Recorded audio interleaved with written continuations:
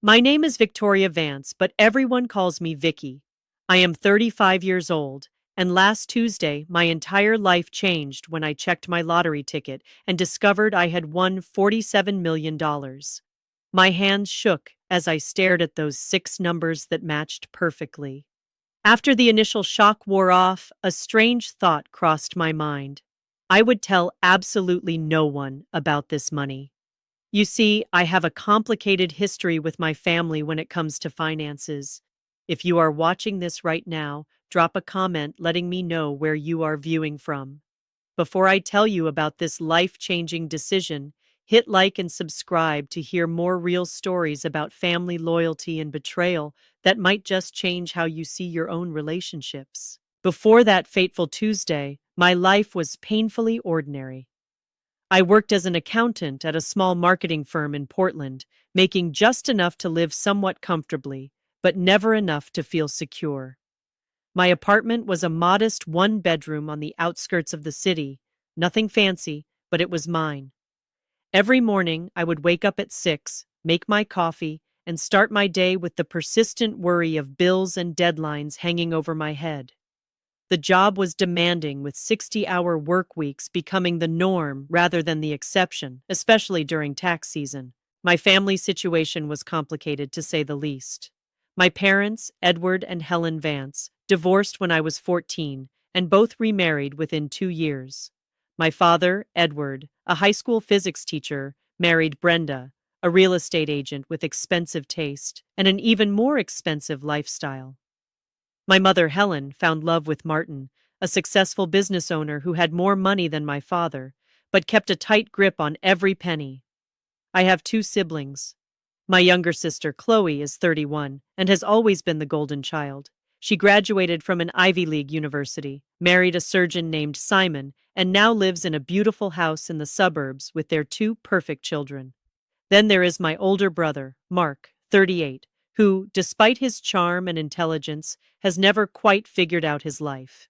He bounces from job to job, relationship to relationship, and has made borrowing money from family members something of an art form. The pattern was always the same: desperate call, emotional plea, promise to pay it back, then radio silence until the next crisis. Extended family was no less complicated. My Aunt Carol, my mother's younger sister, was perhaps the only genuine person in our family circle. Despite living paycheck to paycheck as an elementary school teacher, she always found ways to show up when it mattered. She drove an ancient Honda that made alarming noises, lived in a small apartment filled with books and plants, and never complained about her circumstances. In stark contrast was my Aunt Ingrid, my father's older sister, who had married wealthy and never let anyone forget it. She spent holidays critiquing everyone's life choices and making backhanded comments about my career, apartment, and perpetually single status. My cousin Kevin, her son, had inherited her entitlement, but none of her financial success, and had a gambling problem that the family pretended not to notice. My history with financial assistance in the family had left me jaded. When Mark needed $5,000 for rehab 3 years ago, I emptied my modest savings account to help him, only to discover months later that he had never actually gone to treatment. When Chloe needed help with her wedding costs, I put $2,000 on my credit card that she promised to pay back after the honeymoon. 5 years later, I was still waiting. When my father needed a loan to repair his roof after a storm, I sent what I could, only to see photos of him and Brenda vacationing in Cancun the following month.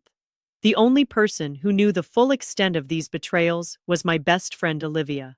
We had met in college, and unlike most relationships in my life, ours had remained constant. Olivia worked as a nurse, understood struggle, and never judged my complicated feelings about my family. She was the voice of reason when I felt myself becoming bitter, reminding me that not everyone was out to take advantage of me. At work, things were not much better. My boss, Mr. Peterson, had a habit of taking credit for my ideas during meetings with clients. My colleague Ben consistently left early, leaving me to pick up his slack, yet somehow always managed to get the recognition I deserved. Despite being underappreciated, I kept my head down and continued to work diligently, hoping someday it would pay off. Buying lottery tickets was my one small indulgence, a weekly ritual that my family loved to tease me about. Every Friday, I would stop at the corner store and spend $10 on tickets. My mother called it a tax on people who could not do math. My brother joked that I should just give him the money directly instead of wasting it. My father lectured me about probability and statistics. But there was something hopeful about those tickets, a tiny chance at freedom that I could not bring myself to give up, even as years passed without winning more than $20 here and there. I had dreams, of course. I wanted to travel, to see places beyond the Pacific Northwest. I wanted to go back to school, maybe get a master's degree in something I was actually passionate about. I wanted to have enough savings that an unexpected car repair would not send me into a financial tailspin. But these dreams seemed increasingly distant as I approached my mid-30s, still paying off student loans and carrying a small but persistent credit card debt that never seemed to diminish despite my careful budgeting. Each month was a careful balancing act of bills, groceries, and the occasional dinner out with Olivia. I clipped coupons, compared prices, and knew exactly which store had the best deal on everything from toilet paper to coffee. I drove a 10-year-old Corolla that made a concerning noise when it rained, but could not afford to replace it. I had mastered the art of appearing perfectly fine while constantly calculating costs in my head, wondering if I could afford to say yes to an invitation, or if I needed to invent an excuse to stay home. This was my life before everything changed. Ordinary, sometimes difficult, occasionally lonely, but stable in its own way. I had no idea how a single piece of paper was about to completely upend everything I thought I knew about myself and the people I called family. The day I bought the winning ticket was actually my 35th birthday. I had just finished a particularly grueling week at work, where Mr. Peterson had once again taken credit for my financial strategy that saved a major client thousands of dollars. I stopped at Sam's Corner Market as I did every Friday, but this time with a slight variation in my routine. "Happy birthday, Vicky," Sam called out as I entered. Sam was a kind older man who had owned the store for over 30 years. He knew all his regular customers by name and always had a friendly word to share. "Thanks, Sam. The usual, please, and maybe one extra for good luck," I replied, handing him $20 instead of my typical 10. "Birthday splurge, huh? Maybe today is your lucky day," he said with a wink as he handed me my tickets. Instead of my usual quick pick, I decided on a whim to choose my own numbers. I selected my birth month and day, 3 and 16, my mother's birthday 12, my father's birthday 21, Carol's birthday 9, and Olivia's birthday 30. 6 numbers that represented the most important people in my life, even those who had disappointed me. That evening, I ordered takeout from my favorite Thai restaurant, opened a bottle of wine Olivia had given me as a birthday gift, and settled in for a quiet night alone. The lottery drawing was at 8 p.m., but I barely paid attention as I scrolled through social media, seeing posts from acquaintances enjoying far more exciting birthday celebrations than mine. At 8:30, I remembered the tickets and lazily picked up my phone to check the numbers, expecting nothing as usual. The first number matched 3. I smiled slightly. The second matched 16. My heart rate picked up just a bit. Third number 12. Fourth 21. By now my palms were sweating. Fifth number 9. I was holding my breath. Sixth and final number 30. I stared at my phone for what felt like an eternity. This could not be right. I must have read something wrong. I checked again and again. I turned on the television and rewound to the live drawing. I watched as each of my numbers appeared on the screen one after another. My hands shook so badly I dropped the remote. "No way," I whispered to the empty apartment. "No way." According to the lottery website, I was the sole winner of $47 million. After taxes, it would be somewhere around 28 million, an unfathomable sum for someone who had been excited earlier that day about a 10% off coupon for laundry detergent. I did not sleep at all that night. Instead, I spent hours researching lottery winners online. What I found was disturbing stories of winners whose lives fell apart after their windfall, families torn apart by greed, friends and distant relatives appearing out of nowhere with sob stories and outstretched hands, winners who were bankrupt within 5 years, more miserable than before they had won. One article called the lottery the quickest path to losing everything you care about. As the sun rose, I made my decision. I would claim the money, but I would tell no one. Not my parents, not my siblings, not even Olivia. At least not right away. I needed time to process this, to make a plan, to understand what this money would mean for my life before everyone else tried to tell me what to do with it. That morning, I called in sick to work for the first time in 3 years and made an appointment with Arthur Jennings, an attorney specializing in financial planning and estate law. His office was in a downtown high rise, and as I sat in the waiting room in my ordinary clothes, clutching my purse with the winning ticket inside, I felt like an imposter. "Miss Vance," Arthur greeted me, extending his hand. He was in his 50s, with salt and pepper hair and kind eyes behind expensive glasses. "What can I help you with today?" I took a deep breath and placed the ticket on his desk. I need to know how to claim this without anyone finding out it was me. His eyes widened briefly as he examined the ticket, then he nodded professionally. "I see. Well, you have come to the right place." Over the next 2 hours, Arthur explained my options. In our state, lottery winners could claim prizes through trusts or legal entities that would keep their identities private.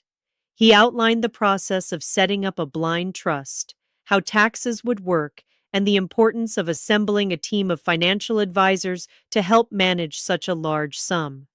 "The biggest mistake winners make," he told me, "is telling too many people too quickly. Once that happens, there is no going back." I nodded, relieved that my instinct had been correct. "I want to do this right. I do not want this money to ruin my life." As I left Arthur's office with a folder full of documents and a list of next steps, I felt a strange mix of excitement and dread. I had more money than I had ever dreamed of. Yet I could not share this life-changing news with anyone. I would be living a double life, pretending to be the same struggling accountant while secretly being a multimillionaire.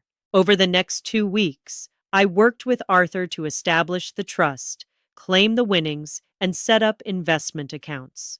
We created a comprehensive financial plan that would ensure I would never have to worry about money again, even if I lived to be 100. The money was real now, sitting in accounts under my control. Yet, my day-to-day life remained unchanged. I still went to work, still complained about bills with coworkers, still drove my old Corolla. The secrecy was starting to weigh on me. I found myself wondering about my family. Would they be happy for me if they knew? Would they respect my boundaries? Or would they see me as nothing more than a walking ATM? The questions haunted me, and gradually an idea began to form. What if there was a way to find out how my family would react to my newfound wealth without actually revealing it? What if I could test their character before deciding who to share my secret with? The plan crystallized one night as I lay awake staring at the ceiling. I would create a scenario where I needed financial help. Not a huge amount, but enough to be significant. I would approach each family member with the same story, the same request, and see who would help me without the prospect of gaining anything in return. Only then would I know who deserved to be part of my new life. The next day, I met with Arthur again to ensure my finances were properly secured before proceeding with my plan. We had established a diverse investment portfolio, set up trusts for future charitable giving, and created a modest personal account that would allow me to access funds without raising suspicion. The bulk of the money was safely invested, untouchable by anyone but me. "Everything is in order, Victoria," Arthur assured me, sliding a folder across his polished desk. "Your financial future is secure. You could stop working tomorrow if you wanted to." The thought was tempting, but I knew an abrupt lifestyle change would raise questions I was not ready to answer. "I think I will stay at my job for now. I replied, at least until I figure some things out. That evening, I invited Olivia over for dinner. As we sat on my small balcony with glasses of wine, I decided to share part of my plan with her. I could not keep everything bottled up, and I trusted her more than anyone. I am thinking about conducting a sort of experiment with my family, I began carefully. Olivia raised an eyebrow. What kind of experiment? I took a deep breath. I am going to tell them I lost my job and need financial help, just to see who actually cares enough to help me when I need it. Olivia's expression shifted from curiosity to concern. Vicky, that seems manipulative. Why would you do that? Because I am tired of being the only one who helps when others need it, I said, not quite meeting her eyes. I want to know who would be there for me if the tables were turned. But lying to test people, that does not sound like you. Olivia set down her wine glass.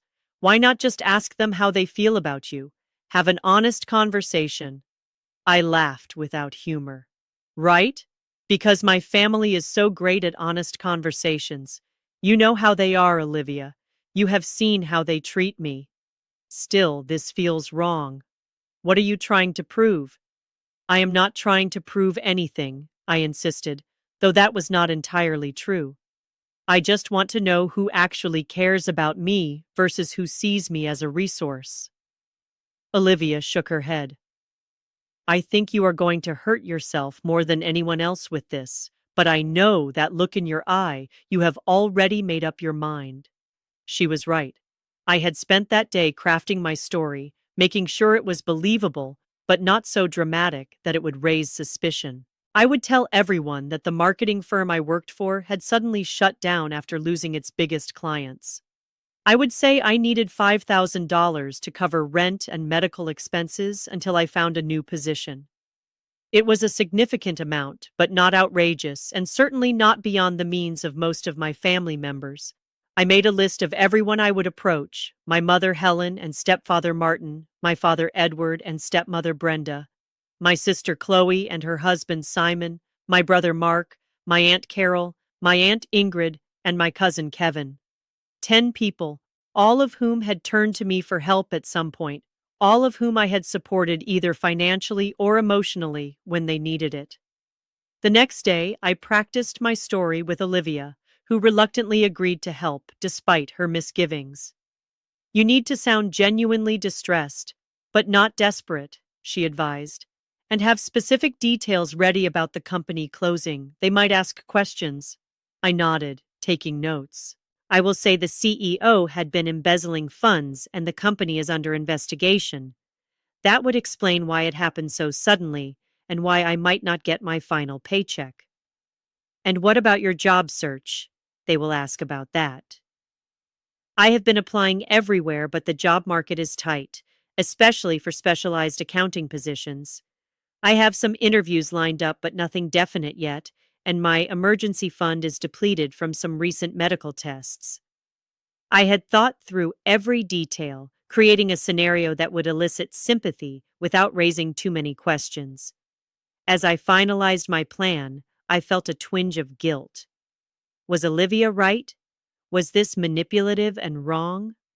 But then I remembered all the times I had emptied my savings to help these same people, often at great personal cost, and my resolve strengthened.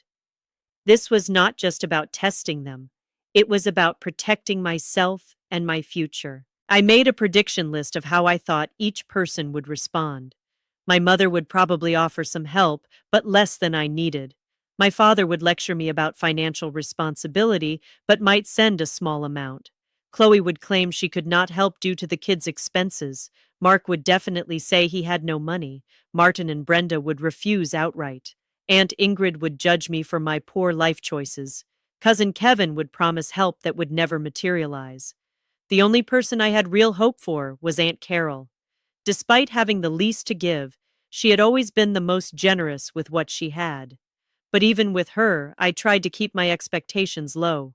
$5,000 was a lot of money for a public school teacher living alone. The plan was set. Over the next week, I would reach out to each family member individually, tell them the same story, and see who stepped up. Only then would I decide who deserved to know about my lottery win. Only then would I know who truly cared about me beyond what I could do for them. With a mix of anticipation and dread, I picked up my phone and made the first call. It was time to find out who my real family was. I decided to call my mother first. Helen had always prided herself on being a nurturing parent, frequently reminding us how she had sacrificed her own dreams to raise her children. If anyone would help, I thought it would be her. My hands trembled slightly as I dialed her number. She answered on the third ring, sounding distracted. "Hi, Mom," I said, intentionally making my voice sound strained. "Vicky, is everything okay? You sound upset." I launched into my prepared story, telling her about the company suddenly closing, the lost wages, and my precarious financial situation. As I spoke, I could hear her breathing change, growing more concerned with each detail. "Oh, honey, that is terrible," she said when I finished. "Have you applied for unemployment? What about your emergency fund?" I explained that unemployment would take weeks to process and that my emergency fund had been depleted by recent medical tests for some concerning symptoms. I did not specify what the symptoms were, allowing her imagination to fill in the blanks. "I hate to ask this, Mom, but I need help. About $5,000 to cover rent and medical bills until I can find something new. I promise I will pay you back as soon as I can." There was a long pause on the other end of the line. "Oh, Vicky, Martin and I just put a down payment on the lake house. We are pretty cash poor right now." Her voice took on a slightly defensive tone. "Have you asked your father? Or Chloe? Simon makes good money at the hospital." "I was hoping to avoid asking Dad," I said truthfully, "and Chloe has the kids and their private school tuition." "Well, let me talk to Martin and see what we can do," she said finally. "But I cannot promise anything. You know how tight he is with money, especially when it comes to, well, you know." I did know. Martin had never considered me his responsibility, making it clear from the beginning that his money was for my mother and any children they might have had together. They never did. "Sure, Mom. Just let me know as soon as you can. The rent is due next week." "I will, honey, and I am so sorry about your job. These things always work out for the best, though. Maybe this is a sign you should look at changing careers to something more stable." After hanging up, I noted her response in a journal I had started for this purpose. She had expressed concern, but immediately looked for ways to pass the responsibility to someone else. She had not outright refused, but I suspected her conversation with Martin would conveniently result in them being unable to help. The next day, I met my father, Edward, for coffee. I chose a public place, thinking he might be less likely to react negatively in such a setting. "You look tired," was his greeting as I sat down across from him. I gave him a weak smile and launched into my story. His face remained impassive as I spoke, occasionally nodding or frowning at certain details. When I finished by asking for help with the $5,000, he leaned back in his chair and crossed his arms. "Victoria, I have always taught you about financial responsibility," he began, slipping into his teacher voice. "This is exactly why I told you to keep 6 months of expenses saved at all times." What happened to that plan? "Life happened, Dad," I replied, trying to keep the frustration out of my voice. "Medical bills, car repairs. Not everyone can afford to set aside that much money." He sighed heavily. "And now you expect others to bail you out." "What about your spending habits? Do you really need that apartment in that neighborhood? What about your cable subscription and those streaming services?" For the next 20 minutes, he lectured me about financial planning, the job market, and the importance of living below one's means. Not once did he offer any actual help. "I would love to help you, Vicky, but Brenda and I are focusing on our retirement right now. We cannot afford to dip into those funds. It would be financially irresponsible." He patted my hand patronizingly. "This will be a good learning experience for you. Sometimes we need to hit rock bottom before we make necessary changes. I nodded, fighting back tears that were only partly for show. Even expecting this response, it hurt to hear him dismiss my needs so easily. My sister Chloe was next. I drove to her beautiful suburban home on a Saturday afternoon. Her husband Simon was golfing, giving us privacy to talk. "Vicky, what a surprise," she exclaimed when she opened the door. "The kids are at their swimming lessons. Come in." Her house was immaculate, with expensive furniture and framed professional family photos on every wall. As we sat in her gourmet kitchen, sipping lattes from her commercial-grade espresso machine, I told her about my situation. "Oh my God, that is awful," she gasped, reaching across the granite island to squeeze my hand. "I cannot believe they would just close like that. Poor you." Her sympathy seemed genuine, and for a moment I felt hopeful. Then I mentioned needing to borrow $5,000. "Oh," she said, her expression shifting slightly. "Well, this is actually not a great time. We just bought the new Audi last month, and the kids' tuition was due. Plus, we are redoing the master bathroom." She glanced around nervously. "Simon handles most of our finances, and he is really strict about our budget." "I understand," I said quietly. "I would not ask if I was not desperate." I know," she said quickly.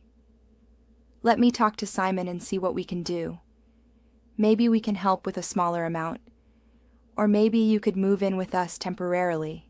The guest room is being used for storage right now, but we could clear it out." I thanked her for the offer, but explained that moving would be difficult with my job search cantered in the city. She promised to call me after speaking with Simon, but the way she avoided eye contact told me all I needed to know. My brother Mark was perhaps the most disappointing. After sending him a detailed text about my situation, he responded with a brief message. "That sucks, sis. Really tight right now myself. We'll call you later." He never did. My follow-up messages went unanswered, and when I tried calling him directly, the calls went straight to voicemail. This from the same brother who had borrowed thousands from me over the years, always with tearful promises of repayment that never materialized. My stepmother Brenda was blunt when I called her, not bothering with even a preteens of sympathy. "Victoria, I am sure this is difficult, but your father and I are not in a position to help. Perhaps this is an opportunity for you to learn better financial management skills. Have you considered downsizing your apartment or getting a roommate?" When I pointed out that I had helped them with repairs to their vacation cabin last year, she bristled. "That was different. That was a family property that you also enjoy using." The fact that I had only been invited to the cabin once in 5 years apparently did not matter. My stepfather Martin was even worse. "You are not my daughter," he said plainly when I called. "I have supported your mother for years, but your financial problems are your own. Perhaps you should have chosen a more lucrative career path." My cousin Kevin initially seemed sympathetic, promising to definitely help out. He even suggested meeting for lunch to give me a check. But when the day came, he texted an hour before saying something had come up and he would reschedule. He never did, and eventually stopped responding to my messages altogether. Aunt Ingrid's response was perhaps the least surprising, but still painful. "Well, Victoria, I always said that company of yours seemed unstable. I told your father you should have taken that job at the bank after college, but no one listens to me." She then proceeded to tell me about all the financial troubles other family members had experienced and how they had overcome them without begging for handouts. By that evening, I had heard from Chloe that Aunt Ingrid was telling everyone about my financial irresponsibility. After a week of rejections, half-promises, and outright silence, I was emotionally exhausted. The experiment had confirmed my worst fears about my family, but the reality was still painful to accept. 7 people who had repeatedly asked for and received my help over the years could not or would not return the favor when I needed them. Then my phone rang. It was Aunt Carol. Vicky, honey, I just heard from your mother about the job. Are you okay? Her voice was warm with genuine concern. I had not actually reached out to Carol yet, planning to call her the next day. The fact that she had called me first after hearing about my situation, secondhand, spoke volumes. I am hanging in there, I said, the emotion in my voice now entirely real. Listen, I want to help.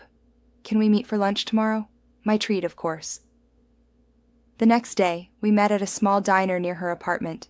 Carol looked exactly as she always did, her silver-streaked hair pulled back in a simple ponytail, wearing jeans and a cardigan with mismatched buttons. She hugged me tightly before we sat down.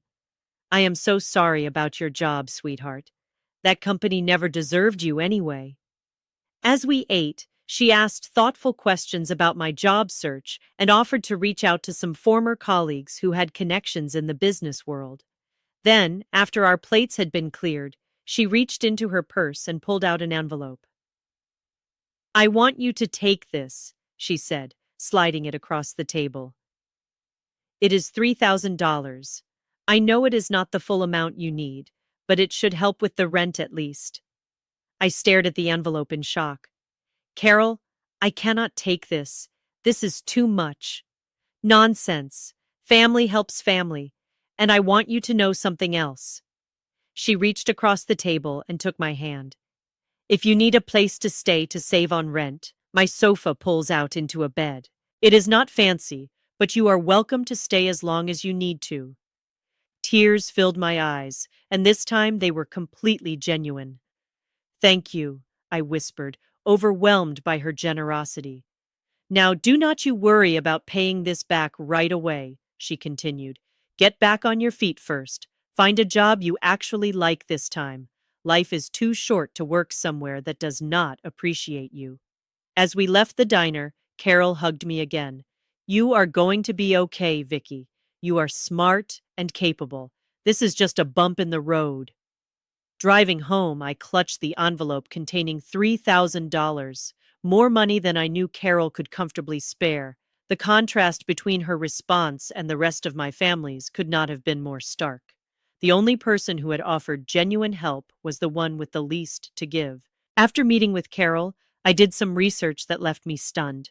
$3,000 represented nearly all of her savings, and I discovered that she had been quietly dealing with complications from type 2 diabetes. Her medication costs had recently increased, and she had been picking up extra tutoring work to make ends meet. The knowledge hit me like a physical blow. Carol, who had so little, had given me almost everything she had without hesitation or conditions. Meanwhile, my mother, who had recently spent $8,000 on a bathroom renovation, could not spare $5,000 to help her daughter with rent and medical bills. The next day, I invited Carol to my apartment for dinner. As she settled onto my worn couch, I noticed for the first time how tired she looked, the fine lines around her eyes deeper than I remembered. Carol, I need to tell you something, I began, setting a cup of tea in front of her. I have not been completely honest with you. Her expression remained open, curious rather than concerned. What is it, honey? I did not lose my job. The company is fine. I still have my position. The words tumbled out quickly. I made up the story to see who in the family would help me if I needed it. Carol was quiet for a moment, then nodded slowly. I see. Are you angry with me? I asked suddenly, afraid of losing the one genuine relationship I had discovered through this experiment. She considered the question. No, not angry. Sad, maybe. Sad that you felt you needed to test people this way. She took a sip of her tea. But I understand why you did it. Our family has not always been kind to you. You were the only one who offered to help, I told her. Everyone else had excuses or just ignored me entirely. Carol sighed. People show you who they are when giving becomes inconvenient. I learned that lesson the hard way myself. What do you mean? She set down her cup and folded her hands in her lap.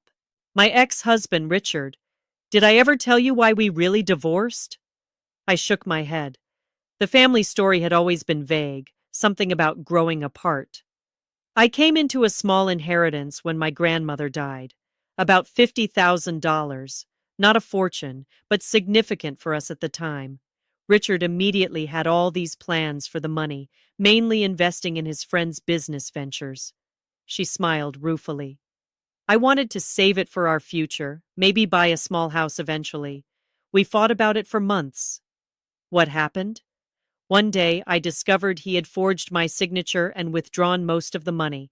By the time I found out, it was gone. Invested in a restaurant that failed within a year? She shook her head at the memory. When I confronted him, do you know what he said?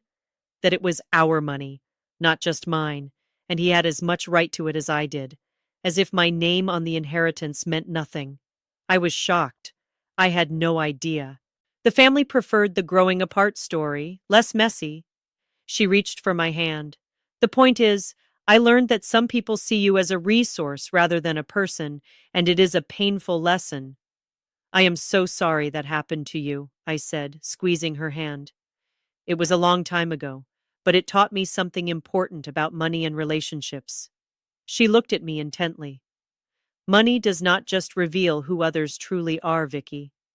It reveals who we are too, how we use it, how we share it, how we talk about it. It is a powerful mirror. Her words resonated deeply. In that moment, I made a decision. Carol, there is something else I need to tell you. Something big. I took a deep breath. I won the lottery 3 weeks ago, $47 million. Her eyes widened, but she remained silent, waiting for me to continue. I have not told anyone else, not my parents, not Chloe or Mark, not even Olivia.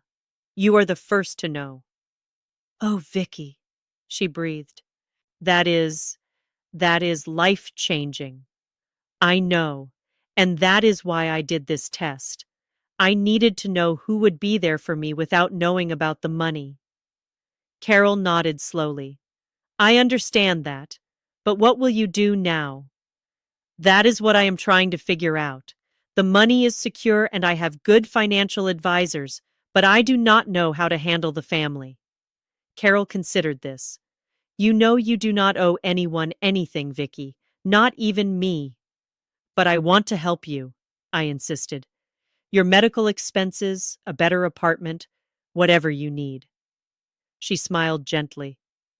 I do not need anything from you, sweetheart. I am happy with my life. My apartment is small, but it is full of things I love. My car runs most of the time. I have my students and my books, and now this wonderful secret with my favorite niece. She patted my hand. Just knowing you are secure and happy would be enough for me. Her selflessness brought tears to my eyes. Here was someone who had given me almost everything she had when she thought I needed it, and now was asking for nothing in return when she knew I had millions. As we continued talking into the night, the contrast between Carol and the rest of my family became even more stark. While I had been conducting my experiment, word had spread through the family about my supposed financial troubles. Instead of prompting concern, it had mainly generated gossip and judgment. My phone buzzed with a text from my mother. Heard you asked Chloe for money too. You should have told me you were asking everyone. Feels like you are playing us against each other. Another came from my father. Brenda tells me you have been calling everyone for handouts. This is exactly the kind of irresponsible behavior I warned you about. The family had turned my request for help into evidence of my character flaws rather than an opportunity to show compassion, and in doing so, they had revealed everything I needed to know about the true nature of our relationships.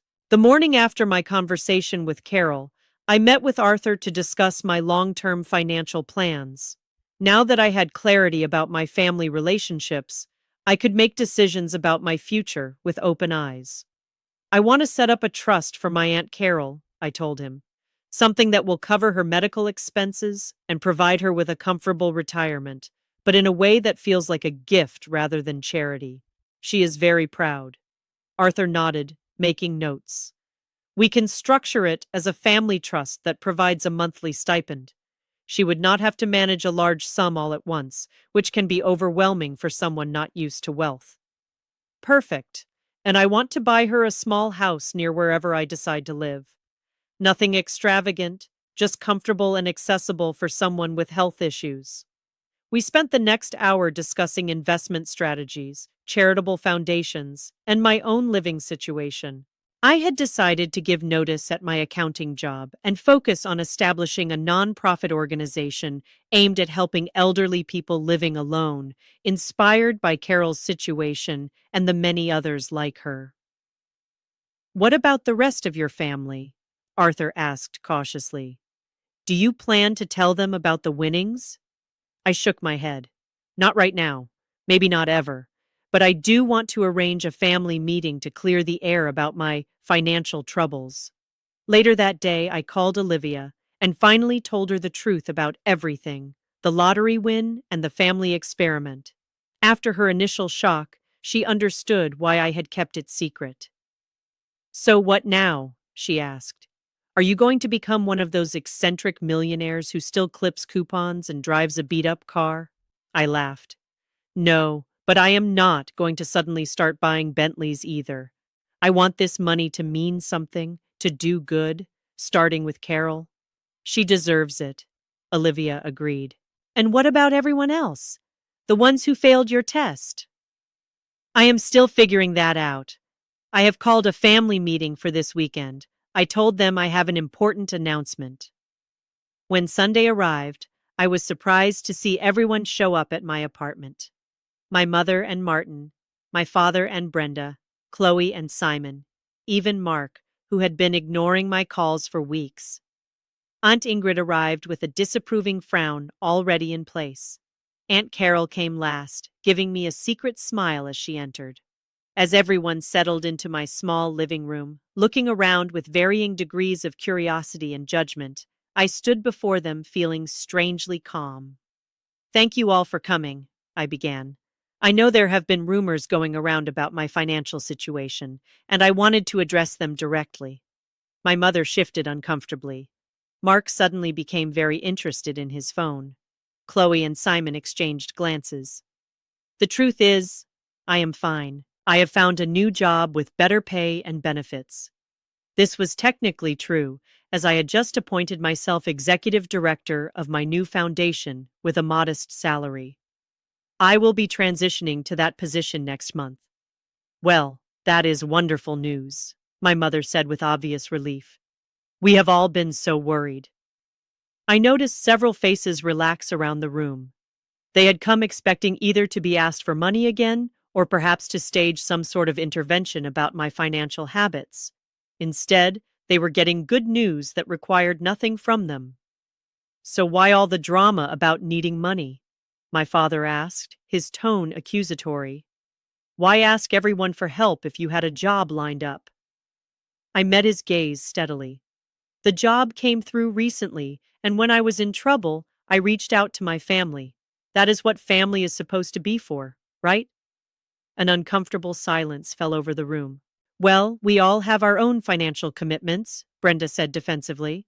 It is not always possible to help even when we want to. Of course, I agreed. We all have to make choices about our priorities. I turned to Mark. Speaking of which, Mark, I noticed you never responded to my messages when I needed help. Yet you had no problem asking me for $3,000 last Christmas for your rent. He had the grace to look embarrassed. I was going through some stuff and I did not have any money to give you. You did not even call me back, I pointed out. That would have been free. The meeting continued in this vein, with me calmly but firmly addressing the hypocrisy and absence of support I had experienced. No one admitted any wrongdoing. There were excuses, justifications, and even some attempts to turn the blame back on me for making everyone feel guilty. As they filed out after an uncomfortable hour, I felt a strange sense of closure. I had not told them about the lottery win, but I had stood up for myself in a way I never had before. The money had given me something perhaps more valuable than wealth itself, the courage to see my relationships clearly and to set boundaries accordingly. Carol stayed behind after everyone left, helping me clean up the coffee cups and plates. You did well, she said quietly. That could not have been easy. It was actually easier than I expected, I replied. For the first time, I was not afraid of disappointing them because I realized their opinion of me was never based on who I really am. Carol smiled. That is a powerful realization. So, what happens next? Next, I said, we start looking at houses for both of us. 1 year later, my life was unrecognizable from the day I had first discovered those matching lottery numbers. I had moved into a beautiful but modest home in a quiet neighborhood with a garden that brought me joy each morning. Just 3 blocks away was Carol's new house, a single-story craftsman with wide doorways to accommodate her walker on the days her diabetes made walking difficult. My nonprofit organization, Second Family, had grown beyond my expectations. We provided companionship, home repairs, and financial assistance to elderly people living alone, with a special focus on those estranged from their families. The work was rewarding in a way my accounting career had never been, and we had already helped over 200 seniors in our city. Olivia had eventually joined the organization as our outreach coordinator, bringing her nursing expertise and compassionate nature to our mission. She and I still had our weekly wine nights, though now they took place on my comfortable patio rather than in my cramped apartment. My relationship with my family had shifted into something more distant, but also more honest. I maintained occasional contact with most of them, polite birthday calls and holiday gatherings, but the preteens of closeness had fallen away. Without the expectation of emotional intimacy that had never actually existed, our interactions became less painful. None of them knew about my lottery winnings. As far as they were concerned, I had simply found success with my new career in nonprofit management. They seemed to accept this explanation without much curiosity about the details, which told me everything I needed to know about their interest in my life. There had been moments of temptation to reveal the truth, particularly when Mark called asking for money for a new business venture, or when Chloe complained about the cost of her kitchen renovation.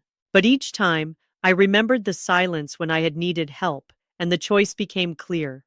Interestingly, there had been occasions when family members genuinely needed assistance. When my father had a minor heart attack and faced unexpected medical bills, I anonymously paid them through the hospital's patient assistance fund.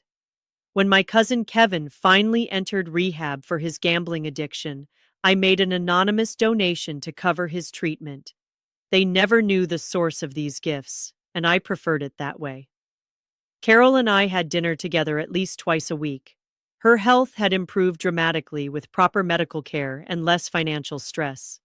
She had retired from teaching, but volunteered at a literacy program 3 days a week, still sharing her love of books with children who needed it. You know what still amazes me? She said one evening, as we sat on her porch watching the sunset. How differently everything could have turned out if you had announced your lottery win right away. I nodded, considering this alternate reality. The family would have suddenly become very attentive and loving, I imagine. And you would never have known what was real, Carol added. That knowledge, painful as it was, gave you freedom. She was right. The experiment had been painful but illuminating. It had shown me who deserved a place in my life and who did not. It had revealed the true nature of relationships I had spent years trying to strengthen despite their fundamental imbalance. The greatest lesson I had learned was not about others, but about myself. Before the lottery, I had defined my worth by what I could give to others, constantly trying to earn love through sacrifice and generosity. I had allowed myself to be used because I believed that was what family meant, what love required. Now I understood that real love, the kind Carol had shown me, did not keep a balance sheet. It gave freely without expectation of return, but it also respected boundaries and dignity. It was honest and consistent, present in good times and bad.